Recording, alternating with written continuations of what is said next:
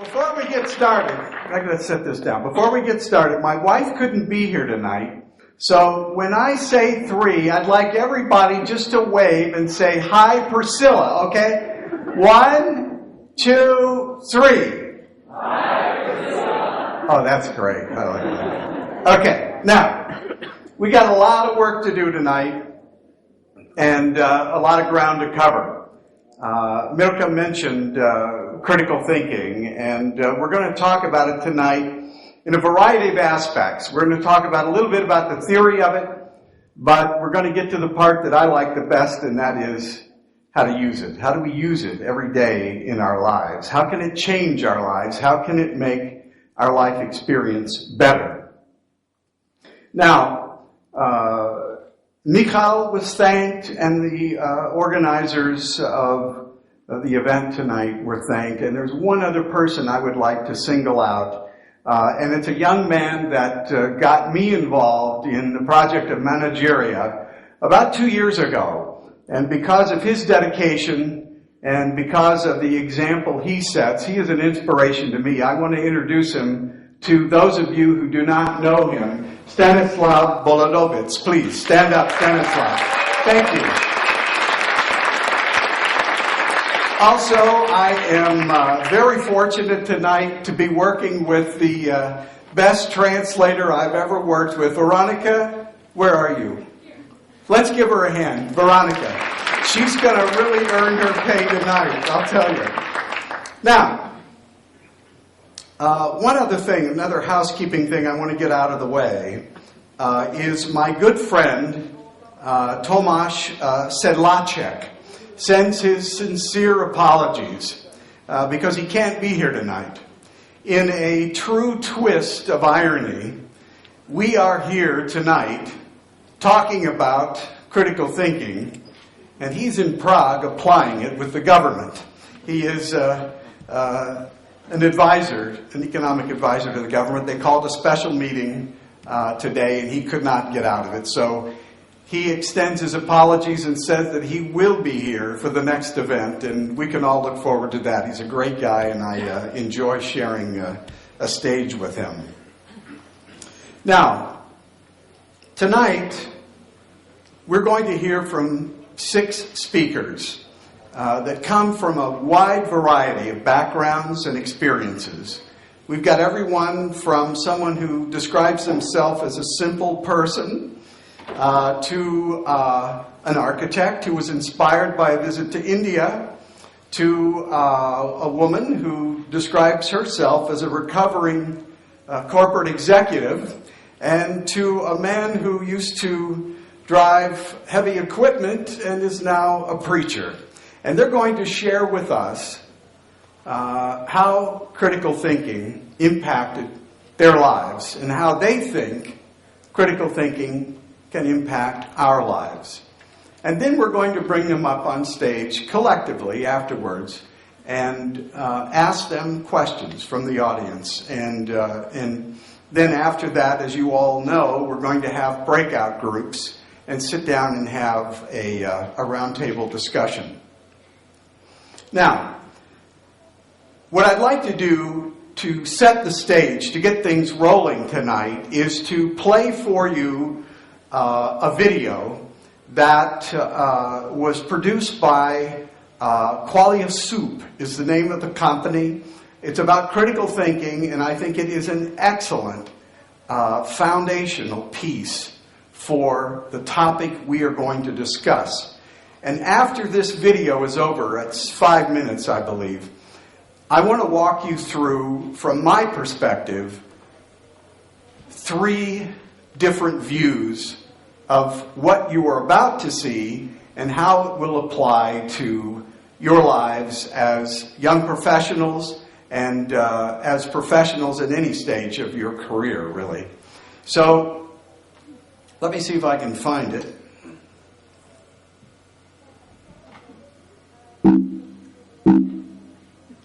We're going the wrong way here. Okay, here we go. Hi, you guys. Good job. There I am. Hi. Okay. Critical thinking. Here it is. Callier Soup. Give someone a fish and they'll eat that day. Teach them how to catch a fish and they'll never go hungry. Proverbs like this remind us how learning skills helps to move us towards self-reliance. This is never more true than with critical thinking. Memorize the solution to a problem and you may master that particular problem. Improve your critical thinking and you'll give yourself the tools to create your own effective solutions to a multitude of unfamiliar problems. Critical thinking refers to a diverse range of intellectual skills and activities concerned with evaluating information as well as our own thought in a disciplined way. When we're willing and able to examine our own capability as thinkers, acknowledging problems and weaknesses, this can help us refine our thought processes so that we learn to think and assess information in a more comprehensive way that increases our ability to identify and reject false ideas and ideologies. Critical thinking isn't just thinking a lot. A person may spend a great deal of intellectual energy defending a flawed position or pursuing a question that actually needs reformulating before progress can begin. If they never examine possible flaws and biases behind their approach, that's not thinking critically. We must want to be better at thinking, to pinpoint and minimize any biasing influence on our thought from culture and upbringing, to seek out and be guided by knowledge and evidence that fits with reality, even if it refutes our cherished beliefs. Indeed, when we think critically, beliefs tend not to be cherished, but held on the understanding that if they're shown to be unfounded, a change of position is the most appropriate response. Critical thinkers cultivate an attitude of curiosity and eagerness to widen their perspective and broaden their knowledge, and they're willing to do the work required to keep themselves properly informed about a subject. They recognize that explanations must actually explain and be testable to be worthy of serious consideration, and that legitimate theories clearly define the circumstances in which they'll concede defeat. Critical thinking embraces skepticism. Skepticism doesn't mean an indiscriminate rejection of ideas, as some mistakenly believe. It refers to doubting and suspending our judgment about claims with which we're presented, so that we don't simply accept claims which might be unjustified, but first take the time to understand them, examining the reasoning and possible assumptions and biases behind them. Reasoning behind factual claims should be based in sound, consistent logic, not on emotions and social pressure, because the truth value of factual claims isn't determined by the emotion that accompanies them, or the fact that they may be believed by certain social groups. Sometimes people try to persuade us that reason has no value, but that's an untenable position. Arguing against reason is cutting off the branch on which you sit, using the very thing you're dismissing in order to construct a case against it. Reason has an intrinsic role in the decisions and judgments we make as we negotiate our way through life, whether they be momentous or trivial. If a particular line of reasoning is flawed, what will increase our understanding? Dismissing the value of reason or looking honestly at the flaws? A lack of respect for reason or evidence, or any number of obstructive character traits, will sabotage one's capacity for critical thought. One of the biggest barriers to critical thinking is an unwillingness to see complex issues in anything other than black and white terms. If one sees only two options when more exist, this constitutes a false dichotomy. Consciousness is often presented as something that's either an eternal, immaterial entity or reducible and identical to brain states, when in fact there are various other positions. Many divide people into those who accept evolution and those who believe in specific gods, when these categories are not mutually exclusive. If we think in false dichotomies, we'll tend to draw false conclusions. For example, by judging that if option A is false, option B must be true. We may also misrepresent others by wrongly assuming that if they don't hold attitude X, they must hold attitude Y.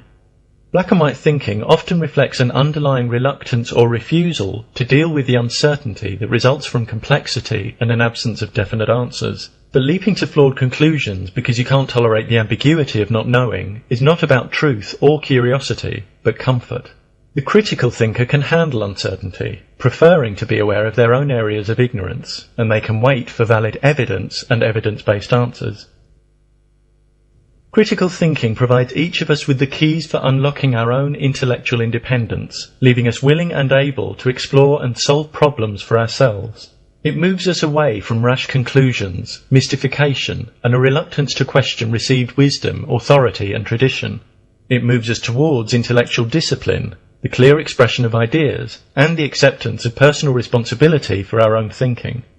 Communities in which individuals are eager to acquire and apply the best knowledge and reason in all fields, and willing to acknowledge and correct flaws in their own thinking, are better equipped to create more profoundly effective solutions to the challenges we face in living and living together. When we teach and encourage critical thinking, we empower individual lives and invest in our collective future.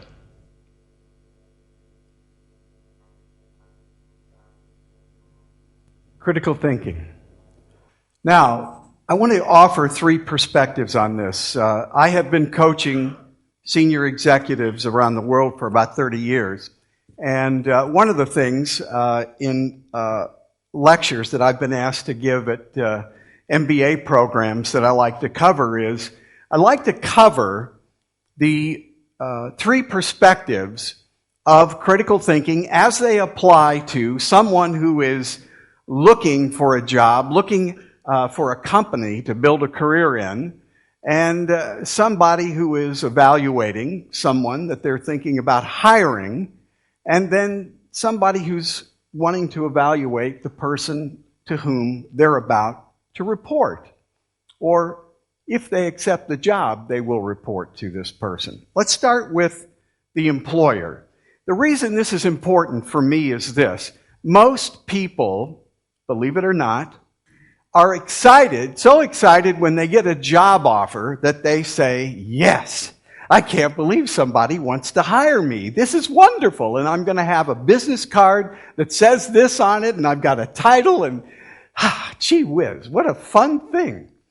But is it the right thing? Is it the right decision? I ask people, what do you know about the CEO of the company?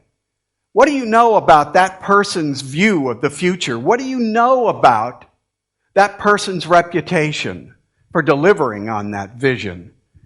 Does that vision resonate with you? What do you know about that person? It's real easy, if it's a publicly traded company, the first place I send people is to the internet. Look up the annual report. The first page of every annual report is a letter from the CEO. What does the person say? Compare it to the last 3 years of what that person said in that annual report. Did they deliver on that? Or every year do they make excuses for why they didn't do what they promised last year? Who is this person? What can you find out in just a general Google search about them? What's the press say about them in their own industry? The product, the service, the reputation. Is this something you can say to yourself you can be proud of to represent this product or this service? Does this organization have a reputation that resonates with who you want to be? Are they big on customer service? Are they bottom line driven to the point where they're cutting out valuable things that are important to customers? They're cutting corners on quality. All of these things will lead to an understanding of whether there's an alignment of values or not with you and the company. I think that you should look at these things before you go in for the interview. Actually, even before that, to find out what the companies are in your community or in your country or in the search parameters that you have that you want to look at and why you want to look at them. This is the beginning of a good decision. It's the beginning of critical thought. I'm going to get to learn how to move this thing before I leave here tonight. Okay, evaluating a direct supervisor. When you go through the process, you're going to meet the person you report to, obviously. You're going to meet the HR executives. You're going to meet some of the other key interfaces that you have with a company. But when you meet with the person who is going to be your direct supervisor, what do you know about this? What do you know about this situation? What do you know about their specific expectations and the timeline? I mean, do they want you to turn the company around in 3 weeks or you're fired? I mean, what is it? Do you sit with them and they say, well, we think you're the right person for the job. What do you think? Yeah, I can get out there and hammer out that. I can do it. I can do this. What? And in what time frame? How are you going to judge my success? In 12 months, when you look back on hiring me, how are you going to know that I succeeded or failed? Specific expectations. Evidence. We're going to talk a lot about this tonight. This is at the core of critical thinking. What evidence is there to validate the claims, for example, of corporate culture? Someone says, we have a great corporate culture here. Man, we're a big team. Well, how do you define that? What do you do to support that? You guys go bowling every Thursday night? Do you have pizzas in on Friday? What do? Do you have a talk to the CEO session once a month? What do you do to support the values that you say create your corporate culture? What have you done to develop subordinates? Now, you don't have to ask it that directly, but there are a lot of ways to get to that. I assume that when we want to go work for somebody, we're doing it not to be a wage slave for the balance of our career, but to develop ourselves. So I like to know, what's your track record? The person that was in my job before, where are they today? Are they in an insane asylum? Did they have a nervous breakdown? Are they now your boss? What happened to them? And these are things you can ask when you meet other people involved in the organization. Say, I understand Yerzy really is good at developing talent. What do you think about that? It's data. Critical thinking is made up of data. The last point is a major one. What have I done to answer their questions? We're applying these critical thinking skills to what we do, but there's another part to it. They're being applied to us. If you're being interviewed by someone who knows what they're doing, they're going to be thinking about you in the context of critical evaluation. Don't assume when you walk out of an interview that because you feel great, you've answered all the questions. When you're going through the interview, ask them, have I addressed that in a way that answers your original question? Is there anything else you'd like to know? Is there something else I can share with you that might shed some light on why I might be a good candidate for this? Before you leave the interview, you should ask yourself that question. What have you left unanswered? Now, this is just a brief overview of a number of the things that we're going to touch on tonight. We'll touch on in the roundtables later, and we can touch on in the interaction with the panel afterwards. But I just wanted to lay this out as sort of a framework for thinking. And we're going to hear different perspectives. We're going to hear perspectives about different approaches to these things.